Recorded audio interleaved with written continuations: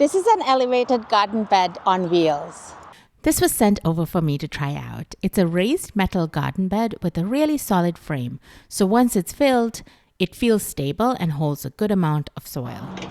The wheels are honestly my favorite part. I can move it to wherever the sun is. It has smooth rolling wheels and a side handle, so you can easily reposition it during the day or move it when the weather changes.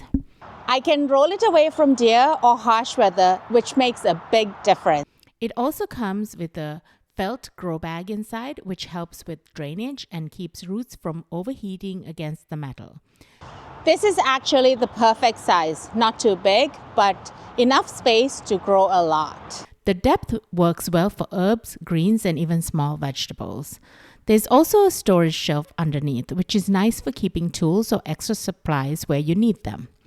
Assembly took about 30 minutes and everything you need is included. And the best part, no bending. My lower back is very happy about it. If you're gardening on a patio or just want something easier to manage, this is a really practical setup.